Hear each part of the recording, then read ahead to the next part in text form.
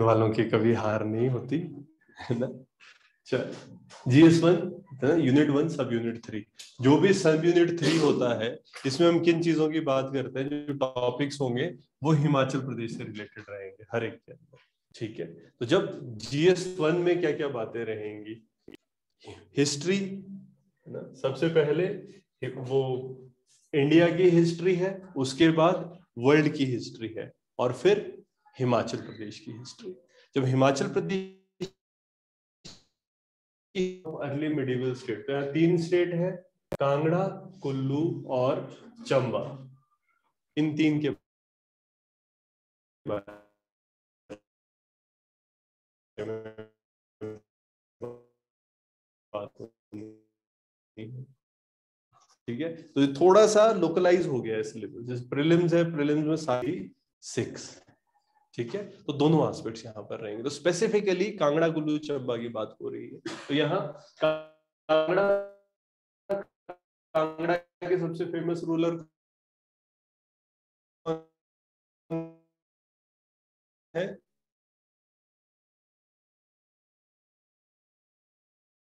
तो हातिम क्यों बुलाया जाता था।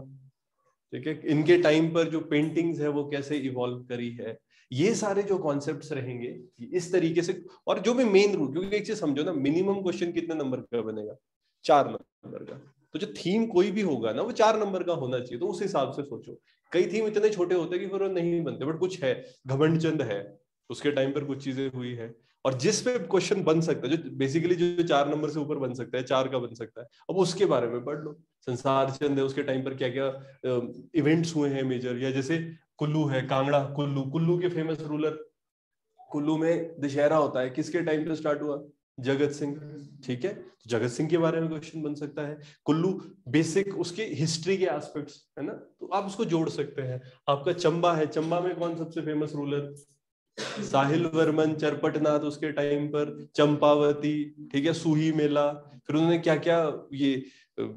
टेम्पल्स बनवाए हैं। ठीक है, 84 टेम्पल कॉम्प्लेक्स बनाया है, तो बहुत सारे एस्पेक्ट्स हम इससे जोड़ सकते हैं। ठीक है, तो हिस्ट्री के मेजर कंपोनेंट्स है इन तीनों स्टेट्स या डिस्ट्रिक्ट्स के अंदर, है ना, यूज होंगे, और उनका रिलेशन मुगल्स के साथ और सिख के साथ। देखो, जब हम मुगल्स और सिख की बात करते हैं ना, तो इसका इमरजेंस कि मुगल और सिख, जैसे मुगल्स है उनका इम्पैक्ट कैसे, जैसे अकबर के टाइम पर हम कहते हैं कि यहाँ पोस्ट बनी थी, तो वो इम्पैक्ट है, पर थोड़ा थोड़ा चल रहा है। फिर आपका मेन इन्फ्लुएंस कब आया, कांगड़ा फोर्ट किसके टाइम पर आया है इनके अंडर, कांगड़ा फोर्ट जहांगीर, जहांगीर के टाइम पर आया है। ठीक है, तोते का इशू था कांगड़ा के रूलर के साथ, ठीक है, त्रिलोक चंद के साथ, ना, मियाँ बनाए हुए थे। तो जैसे उससे पहले अकबर के टाइम पर जब वो मियाँ बनाने शुरू करे हैं, है ना, टोडरमल को भेजा था, बीरबल को भेजा था, उस बीरबल को एरिया दिया था, वो सारी बातें। ठीक है, तो उन पे प्रश्न बन जाते हैं। और तो ये कांगड़ा, कुल्लू और चंबा, और इनका रिलेशन मुगल्स के साथ और सिख के साथ। ठीक है, सिख में भी 2 चीजें होती है, सिख की ना एक क्रोनोलॉजी है, पहले जैसे सिख गुरु,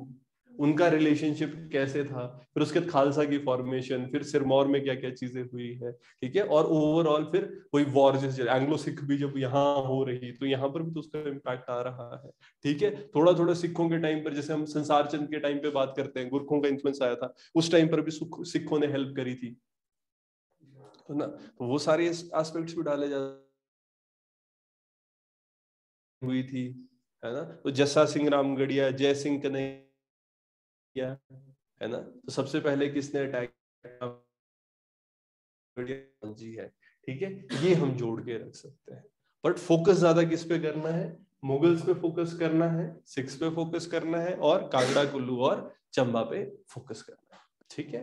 इसके अलावा अगर हम देखते हैं कि थ्रो लाइट ऑन, अब देखो प्रश्न कैसे है 2020 में, throw light on the emergence and growth of early medieval state of Kangra. ठीक है, किसका इमरजेंस, कांगड़ा का, और ग्रोथ कहां से इमर्ज हुआ था, कौन थे सबसे पहले, सुशर्म, है ना, सुशर्म चंद ने बनाया है, तो वहां से आप कर सकते हो शुरू। तो अर्ली मिडिवल स्टेट कैसे कैसे इवॉल्व करी है, तो इसके ऊपर लाइट 8 नंबर में लिखना है। ठीक है ना, बट ये चीज, इस चीज को समझना, 8 नंबर के लिए चीज लिखनी, कांगड़ा कैसा, तो एक तरह से हिस्टोरिकल एवोल्यूशन है, ये सीधा क्वेश्चन है। ठीक है ना, और प्रीलिम्स के लिए भी ये चीजें पड़ी होती है। फिर हम बात करते हैं 2019 में आता discuss critically the relation of Mughal with Kangra hill states.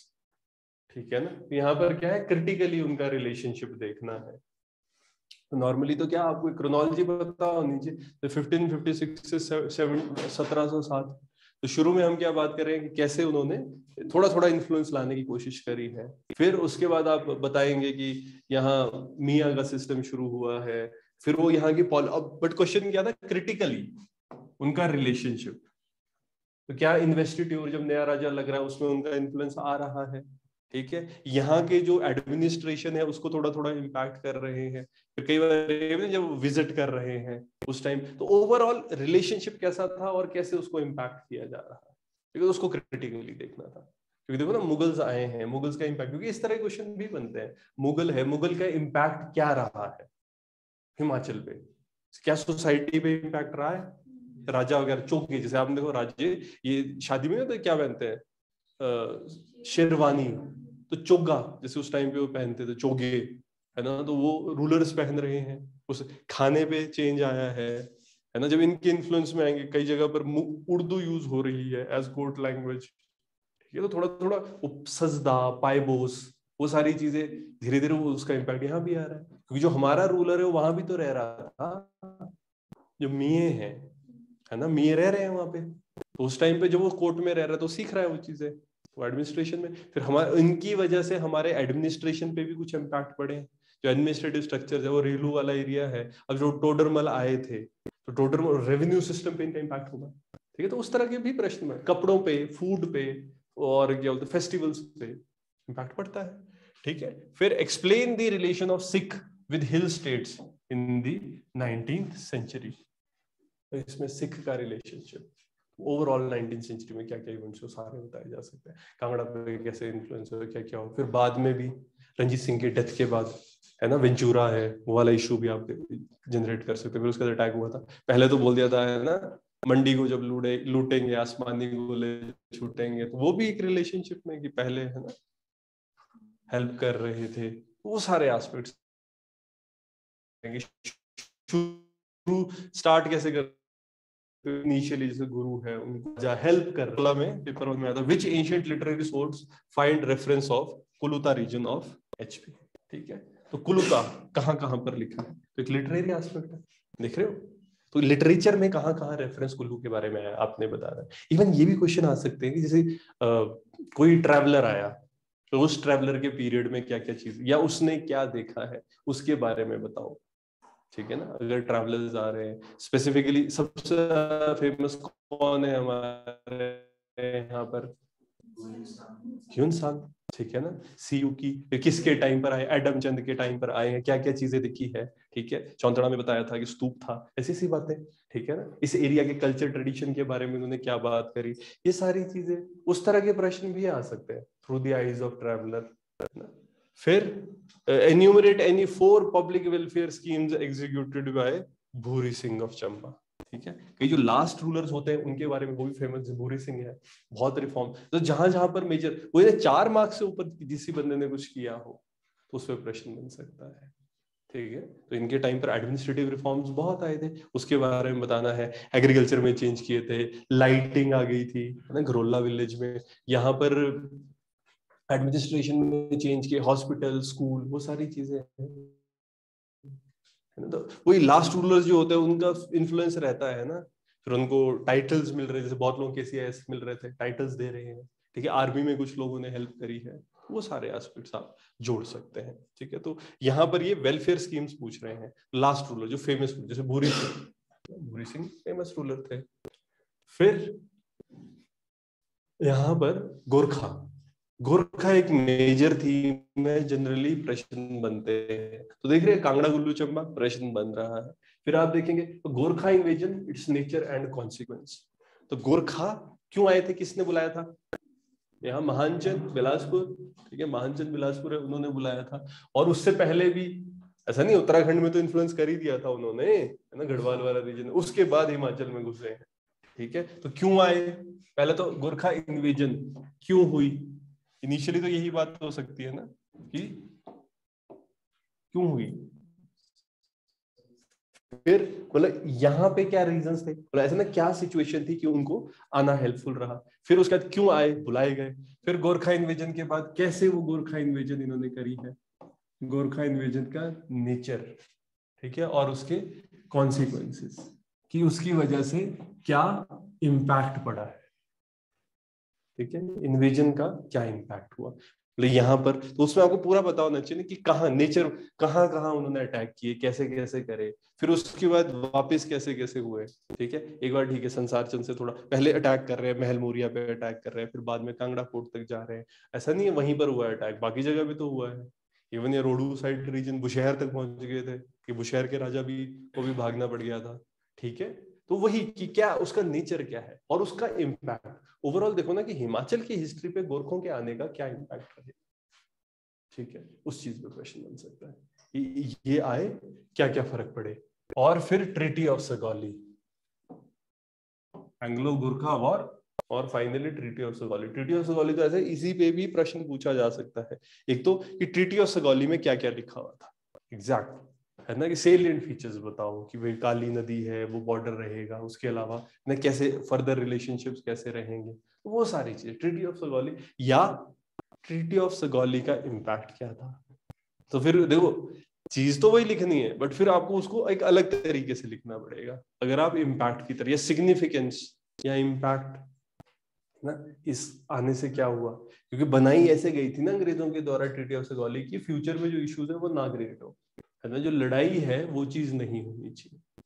ठीक है। और यहाँ प्रश्न था जैसे आया हुआ है 8 मार्क्स का, how did invitation of Gurkhas by Raja Mahan Chand of Kahlur change the entire course of history of Shimla and Punjab states. देख रहे हो क्या प्रश्न बनाया है कि जब ये आए हैं तो ये एंटायर कोर्स हिस्ट्री का कैसे चेंज हुआ है, ये जो क्वेश्चन होते हैं ना इसमें ऐसा होता है, इसको भी सीखना पड़ेगा कि देखो आता बहुत है, अब उसको छोटा कैसे करना है, बस ये है। नॉर्मली अपने सिलेबस को याद करना चाहिए, Gorkha invasion nature and consequence आप घर से तैयार करेंगे और ट्रीटी ऑफ सगौली, तीनों बातें लिखनी है, कर सकते हो, थोड़ा थोड़ा सगौली का इन्फ्लुएंस रहेगा कि कैसे कोर्स ऑफ हिस्ट्री चेंज हुआ, कि कहीं ना कहीं इनकी इसके बाद ऐसा ना एक पावर सेंटर इन्होंने क्रिएट किया, ये बाद में वो वैक्यूम बना और वहां पर अंग्रेजों ने इनको हटा के उनका इन्फ्लुएंस यहाँ पर आ गया, ठीक है। तो उसके बारे में प्रश्न में लिखा जा सकता है, तो ये रहेगा ना गुरखा और कैसे इन्होंने कोर्स ऑफ हिस्ट्री को चेंज किया है, हिमाचल की हिस्ट्री सगौली, ठीक है। फिर हिल स्टेट्स अंडर कॉलोनियल पावर,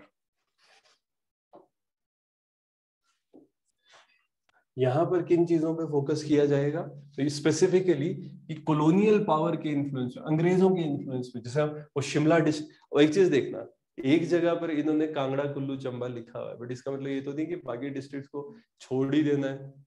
जैसे मान लीजिए आप शिमला डिस्ट्रिक्ट पढ़ते हो, स्पेसिफिकली उसमें पढ़ा था शिमला सिटी, तो जब शिमला सिटी पढ़ी थी तो उसके अंदर हमने कहीं ना कहीं ब्रिटिशर्स का इन्फ्लुएंस देखा है डायरेक्ट, यहाँ पर क्या क्या चीजें हुई है, 1857 के टाइम पर क्या क्या चीजें, यहाँ कैसा रहा, ठीक है। फिर कांगड़ा में जैसे उन्होंने इन्फ्लुएंस किया वो चीजें आ जाती है। तो हिल स्टेट्स अंडर कॉलोनियल पावर, तो उस टाइम पर पॉलिटिकल एंड एडमिनिस्ट्रेटिव हिस्ट्री कैसे वो चेंज हो रही है, और छोटी छोटी चीजें ग्रांट, तो यहाँ पॉलिटिकल एडमिनिस्ट्रेटिव हिस्ट्री अंग्रेजों के इन्फ्लुएंस में कैसे बदल रही है सारी डिस्ट्रिक्ट्स में, उस चीज को ध्यान रखना, सिर्फ ऐसे नहीं करना कि हम फोकस्ड रहेंगे एक ही डिस्ट्रिक्ट, हम सारे डिस्ट्रिक्ट का ध्यान रखेंगे, ठीक है। फिर स्पेसिफिकली यहां पर देखना कुछ टर्म्स है, सनद, सनद एंड टेरिटोरियल एग्रेशन। सनद की अगर हम बात करें क्या होता है, जब किसी राजा को नया राजा स्टैब्लिश किया जा रहा होता है तो ब्रिटिशर्स के साथ एक ट्रीटी जैसी होती है, उसमें कुछ पॉइंट्स होते हैं, बहुत सारे जैसे कॉमन पॉइंट्स होते थे कि रोड बनाना है ना, प्रॉपर बेगार देना है, तो इस तरीके के जो मेजर मेजर पॉइंट्स रहेंगे उनको इसके अंदर इन्फॉर्म किया गया होता था, ठीक है। तो ये एस्पेक्ट सनद के अंडर रहेंगे, रॉबरी नहीं होने देंगे, ब्रिटिशर्स जाएंगे तो फ्री पैसेज देंगे, ठीक है, 12 फुट की सड़क, राइट क्रिटिकली। अब यहाँ पर क्या है, तो कॉलोनियल पावर के टाइम पे जो जो चीजें होंगी, एक है जैसे सुकेत सत्याग्रह, छोटे छोटे हमारे यहाँ पर जो छोटे छोटे इवेंट्स होते हैं, मंडी कॉन्स्पिरेसी हुई है, जुग्गा मूवमेंट हुआ है, दूम मूवमेंट हुआ है ना, वो हो, उसके बारे में प्रश्न बन सकते हैं। डिफाइन द टर्म सनद, देखो यहाँ डायरेक्ट क्वेश्चन आया 18 में ना, कि सनद को डिफाइन करो कि ये क्या है, और फिर इसके ऑब्जेक्टिव्स क्या है, नेचर क्या है, और एक्सटेंशन एंड एक्सटेंशन ऑफ सनद, कि कहाँ कहाँ पर सनद को या किस तरीके से सनद को रूलर्स के बीच में एक्सटेंड किया गया है, इस पे प्रश्न बना था। डायरेक्ट क्वेश्चन है ना। ये तो प्रोविजंस पता होने चाहिए, और एक तो सनद लाया क्यों गया, ठीक है, और दूसरा जब सनद को लाया जा रहा है उस टाइम पर ऑब्जेक्टिव और उसका नेचर क्या रहेगा। फिर पेपर 2 में आया था 4 नंबर की, discuss the role of Himalayan hill state regional council, ठीक है।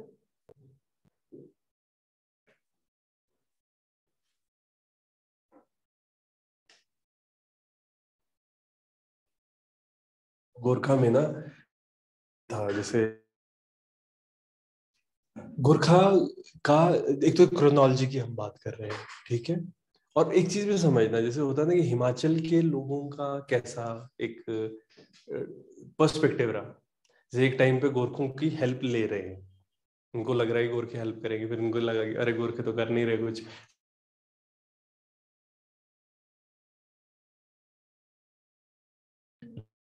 सिखों ने भी वही होता है ना कि इनिशियली मिल रहा है बेनिफिट, अंग्रेजों ने भी क्या किया, ठीक है ना, इंपॉर्टेंट जगह अपने पास रख के कंटोनमेंट्स बना दिए, ये तो वो सारी चीजें इसके अंदर आ सकती है गोरखा। और जैसे सगौली की आप बात कर रहे हो ना, सगौली में थोड़ा अंदर जा सकते हैं, ठीक है ना। सगौली में इतना भी वो जो छोटी छोटी चीजें किसके बीच में ट्रीटी हुई है,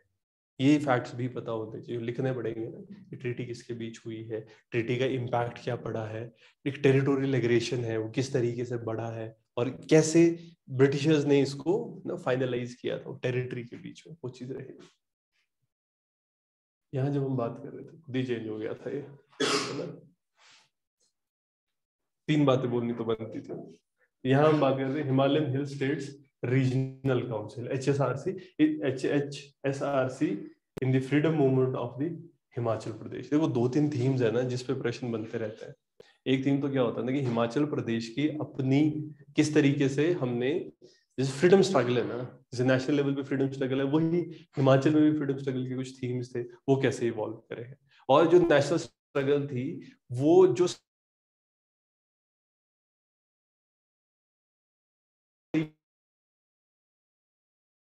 प्रजामंडल मूवमेंट, ठीक है, तो वहां प्रजामंडल मूवमेंट चल रहा है, क्योंकि ये कांग्रेस ने सेपरेट रखा था ना कि जहां पर कांग्रेस नहीं है वहां प्रजामंडल, जो बेसिकली जो डायरेक्टली ब्रिटिशर्स के अंडर नहीं है उसमें सपोर्ट करेंगे, तो वही प्रजामंडल मूवमेंट कैसे कैसे बढ़ा, वो सारे एस्पेक्ट, तो जैसे Himalayan hill states regional council बनी थी, तो ये सारी आपकी एक स्टेट की वो रीऑर्गेनाइजेशन या स्टेट की ऐसे हिस्ट्री है ना वो, कि कैसे फ्रीडम स्ट्रगल की तरफ हम मूव किए हैं, वो वाले एस्पेक्ट्स पूछे जा सकते हैं। फिर यहाँ कॉलोनियल रूल, और यहाँ सीधा है कि डिस्कस द रोल ऑफ, कि जब ये बने थे तो फ्रीडम मूवमेंट में इन्होंने कैसे हेल्प किया, उसी तरीके से छोटे छोटे मूवमेंट्स भी होते हैं, है ना, उन पे 4 मार्कर कोई बन सकता है, उस पर बन सकता है क्वेश्चन, जैसे आपका धामी है, पजोटा है, ठीक है, इन पे बन सकते हैं छोटे छोटे क्वेश्चन। फिर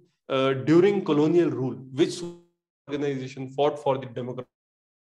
एडमिनिस्ट्रेशन, हाउ, कौन सी ऑर्गेनाइजेशन थी जो इसके लिए कर रही है, जितने प्रजामंडल हैं ये सारे काम कर रहे हैं डेमोक्रेटाइजेशन के लिए, ठीक है ना, तो उनके बारे में यहाँ पर इन्फ्लुएंस रहे। इसके अलावा identify 3 considerations on which the British policy towards Shimla Hill State was based। अब ये चीज रहेगी किन चीजों पे उनकी जो पॉलिसी है वो बेस्ड थी ब्रिटिशर्स की, किन कंसिडरेशन पे, शिमला हिल स्टेट्स के लिए। तो शिमला हिल स्टेट्स को जब कर रहे थे ये ना, डेवलप कर रहे हैं, तो किन किन एस्पेक्ट्स को ध्यान में रखते हैं। एक तो शिमला क्या बनाई गई थी, समर कैंप बनाई गई थी, ठीक है, तो किस रीजन से था वो, ठंडा भी था, दूसरा स्ट्रैटेजिकली, एक तो टेम्परेचर इनके देश का रहेगा, वैसे क्या स्ट्रैटेजिकली भी इंपॉर्टेंट जगह थी, जब बुशहर वाले बंदे ने पंगा किया था तो उस टाइम पर क्यों, है ना, इन्होंने अब उसको माफ किया, क्या रीजन था, है ना, इंडो तिब्बत रोड बन रहा था, इंडो तिब्बत रोड बन रहा है, तो उस टाइम तो यही रहेगा जो ये एरिया है ना, हमारे लिए एक तो स्ट्रैटेजिकली इंपॉर्टेंट है, सिल्क रूट के ऊपर है, तो वही ये पूछना चाह रहे हैं। तो 3 कंसिडरेशन जिसके ऊपर ब्रिटिश पॉलिसी बेस्ड थी यहाँ के लिए, जो आपको लग रहा है एक रिसोर्सेज, फॉरेस्ट रिसोर्स हमारे पास खूब थे, है ना, चंबा के राजा से फॉरेस्ट रिसोर्स ले लिया, और फिर क्या किया इन्होंने, रेलवे बनाई, रेलवे के ऊपर कितना बड़ा इन्फ्लुएंस रहा है, ठीक है। तो इस तरीके से आप देख सकते हो कंसिडरेशन। शिमला, तो बेसिकली ब्रिटिशर्स के जो रिलेशनशिप शिमला हिल स्टेट्स के साथ रहे हैं उनको देखो, उसमें से जो जो चीजें आपको लग रही है वो आप लिख सकते हो, ठीक है ना। इन्फ्लुएंस उस तरीके से किया जा सकता है क्वेश्चन, क्योंकि ये ऐसा है ना कि डायरेक्टली तो कहीं नहीं लिखा होगा ये कंसिडरेशन है जिसपे ये काम कर रहे हैं, बट हाँ यहाँ से बंदे फोर्सेस भेज रहे हैं, यहाँ के बंदे लॉयल थे,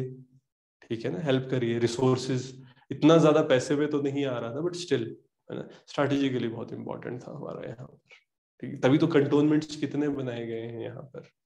फौजी है उनको आराम से रखना है तो यहाँ पे रखा जा सकता है, ठीक है। और स्पेसिफिकली शिमला हिल स्टेट्स के लिए कह रहे थे तभी ना, यहाँ के लोकल जो तो कंटोनमेंट है, डगशाही है,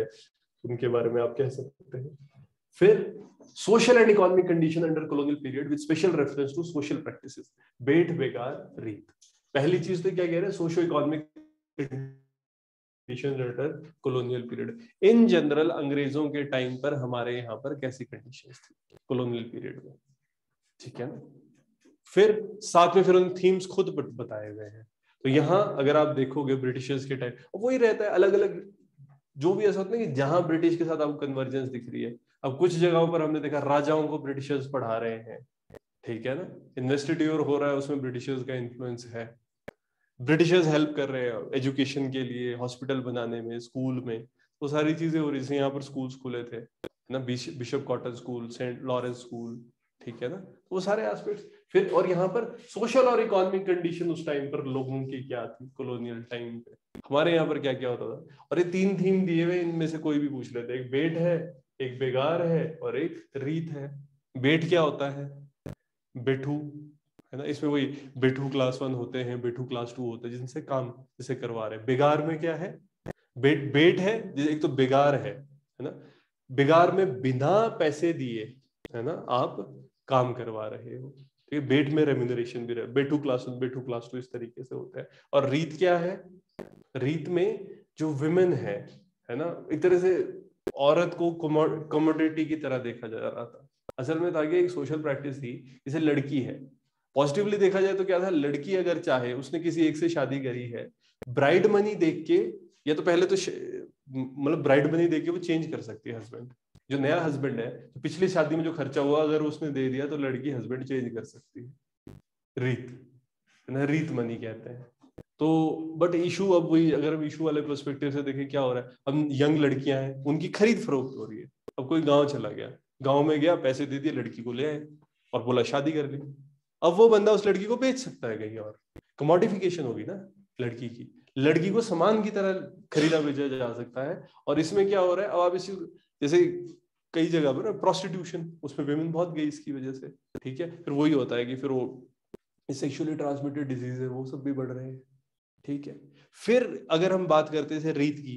है ना, नेगेटिव एस्पेक्ट में, जैसे एक एग्जांपल देखोगे, जैसे मतलब हस्बैंड है, वो पैसे नहीं दे पाया, उसकी बीवी उठा दी, उसको कहीं बेच दिया, उसके पैसे ले लिए। अब उस बंदे ने अगर अपनी बीवी को भी वापस लाना तो उतने पैसे देने पड़ेंगे, क्योंकि गवर्नमेंट के थ्रू हो रहा है ना,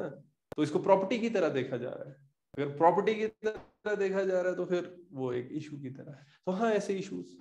ठीक है, बेगार, अलग अलग टाइप्स ऑफ बेगार, अथवारा बेगार, है ना, कहीं हिला बेगार, तो उसके टाइप्स है, कैसे कैसे उस पर प्रश्न बन सकते हैं। तो यहाँ देखो सिंपल क्वेश्चन आया था 8 मार्क्स का, रीत को बताओ, रीत क्या है, और discuss the attitude of hill states towards the रीत कस्टम। यहाँ पर कैसा चल रहा है, पहली चीज तो प्रोफेस हो रही है ना, और दूसरी बात फिर क्या होगी कि हमारे किन लोगों ने इसके अगेंस्ट आवाज उठाई और इसको खत्म करने की कोशिश करी ना, वो भी आप लिख सकते हैं, कैसे खत्म करने की मांग किस किस ने उठाई है। वैसे बेगार है, बेगार में किस किस ने किया है ना, प्रीलिम्स में भी एक बार पूछा हुआ था, कौन थे, सत्यानंद स्टोक्स ना, स्टोक्स का नाम आता है। फिर what do you mean by Bethu system, ठीक है, तो देखो बेट आ चुका है, रीत आ चुका है, हो सकता है इस साल बेगार आ जाए। तो क्वेश्चन बनाने वाले हो तो वो भी ऐसे सोचते हैं ना क्या क्या पूछ लिया गया है, पर हाँ घर से तीनों पढ़ के जाने चाहिए। फिर national movement with special reference to Prajamandal movement. तो यहाँ हिमाचल प्रदेश के, तो एक नेशनल लेवल पे जब हमारे मूवमेंट चल रहे हैं उस टाइम पर हिमाचल में क्या हो रहा है, प्रजामंडल मूवमेंट चल रहे हैं, है ना, इन हिमाचल। तो 1848 से 1948 तक का जो पीरियड रहेगा, तो प्रजामंडल मूवमेंट, और प्रजामंडल मूवमेंट के अंदर हिमाचल में कौन कौन सी छोटी छोटी चीजें होंगी। तो हिमाचल में क्या, अब उसी पे प्रश्न, जैसे रोल दुज्जन मूवमेंट हुआ था,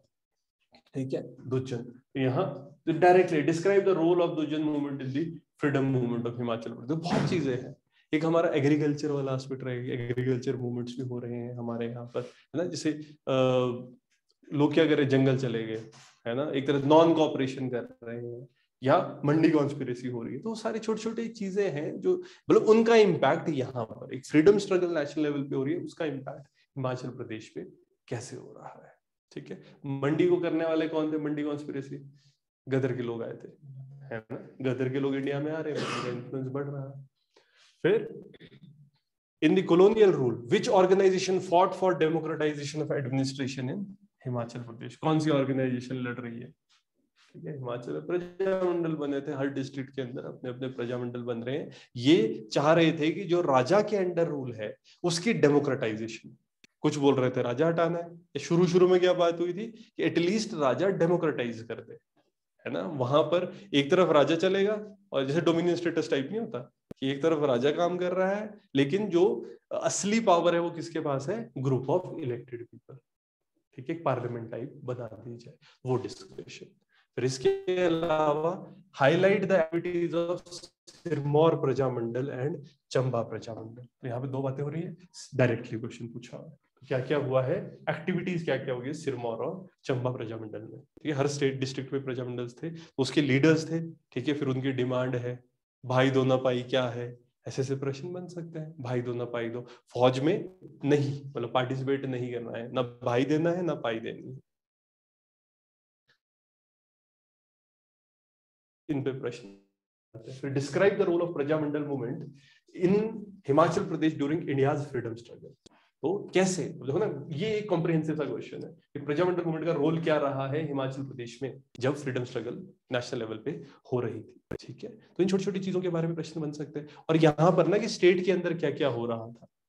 जैसे मतलब क्या क्या इन्फ्लुएंस किन चीजों का रहा है, जैसे गदर पार्टी है ना, लाला स्वामी हरदेव है ना, स्वामी कृष्णानंद बन गए थे ना बाद में, तो जो मेजर मेजर लोग हैं जिन्होंने काम किया था इसके बाद, है ना, छोटी छोटी वही अलग अलग जगह पर जो अपोजिशन रही है उन पर भी प्रश्न बन सकते हैं, ठीक है, मेनली ये कि ब्रिटिशर्स के अगेंस्ट कहाँ कहाँ, या राजाओं के अगेंस्ट कहाँ कहाँ हुई है। जैसे हम कह रहे थे यहाँ पर हुआ था धामी गोली कांड हुआ था, धामी गोली कांड में कौन इन्वॉल्व थे, भागमल सोटा जी, ठीक है, जैसे हम क्विट इंडिया की बात करते हैं, हिमाचल प्रदेश में क्विट इंडिया के जैसा कौन सा हुआ था, क्या उससे रिलेटेड, पझौटा ना, पझौटा आंदोलन, किसान सभा बनी थी, है ना, धामी गोली कांड वही, चलो भागवत सोटा के साथ हो जाएगा। फिर इसके अलावा यहाँ पर इवन कांग्रेस बनी थी, रोथनी कासल,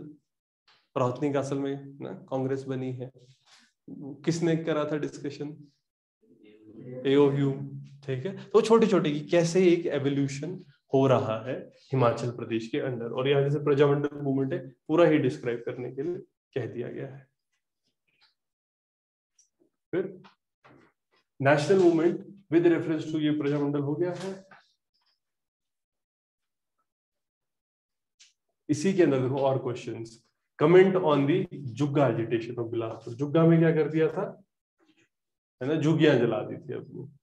ठीक है, धूम मूवमेंट है, जंगलों में चले गए थे कि राजा की अथॉरिटी नहीं मानेंगे, भगवान का झंडा लगा दिया, ठीक है, जंगल में चले, ये जुग्गा में जुगियां जला रहे हैं, धूम में आप एक तरह से नॉन कोऑपरेशन है ये, स्टेट को ना पैसा देना है और क्या करना है कि जंगल में चले जाओ,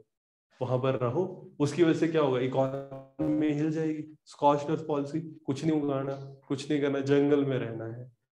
तो कहीं ना कहीं राजा भी पैरों पे आ जाएगा। तो वही जो जो मेजर मूवमेंट्स हो रहे हैं। फिर से explain major agrarian unrest in Shimla hill state during colonial era. तो एग्रेरियन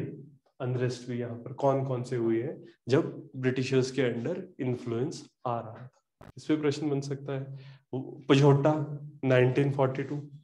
ठीक है, in this Sirmaur princely state. छोटे छोटे क्वेश्चन डायरेक्टली इन्होंने पूछे हुए।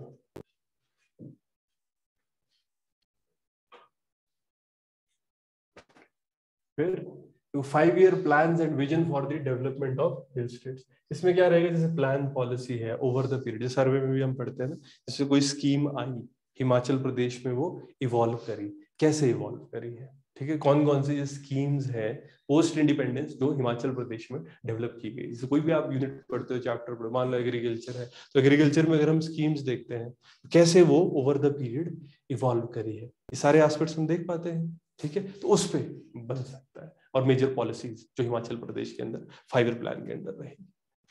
फिर survey of artistic and cultural heritage, वही जैसे कल्चर नेशनल लेवल पे है, वैसे ही हिमाचल प्रदेश के अंदर कल्चर के छोटे छोटे क्या क्या एस्पेक्ट रहेंगे। इसमें भी अगर आप देखोगे ना, किस पे फोकस करना है, टेम्पल्स, है ना, तभी temple architecture directly Himachal Pradesh में प्रश्न बन सकता है कि हिमाचल के अलग अलग प्रकार के टेम्पल आर्किटेक्चर के बारे में लिखो, ठीक है, कहाँ है, कैसे कैसे होते हैं। जैसे हमारे यहाँ पगोडा स्टाइल है, ठीक है, पेंट रूफ स्टाइल है, तो अलग अलग स्टाइल्स उसके बारे में, शिखर। फिर बुद्धिस्ट मोनेस्ट्रीज, है ना, अजंता, ताबो है, ठीक है, की मोनेस्ट्री, कितनी सारी मोनेस्ट्रीज है हिमाचल प्रदेश में, उनमें कौन से मठ, जैसे गेलुप का मठ है, किसके इन्फ्लुएंस में रहता है ना, तो मेजर मोनेस्ट्रीज, उन पे भी क्वेश्चन आ सकते हैं। अजंता, ताबो के ऊपर प्रश्न बन सकता है, ताबो मोनेस्ट्री के बारे में लिखो। थांका पेंटिंग्स मिलती हैं यहाँ पे, इवन जैसे पेंटिंग्स है, पेंटिंग्स में 4 नंबर में आ सकता है कि थांका के बारे में प्रश्न लिखो, हमारी थांका पेंटिंग है कैसे बनाई जाती है, क्या क्या थीम होते हैं इसके। तो cultural heritage Himachal Pradesh, special reference to popular temples, एक डायरेक्ट प्रश्न है। तो कल्चरल हेरिटेज को हाईलाइट करना, तो ये कल्चरल हेरिटेज जीएस में भी आपका जो आपका है ना 1 था, उसमें भी थीम था, तो कल्चरल हेरिटेज, तो उसी को हाईलाइट करना है, special reference to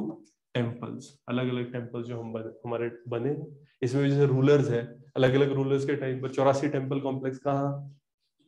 Chamba, Bharmour, किसके टाइम पर, साहिल वर्मन, ठीक है। फिर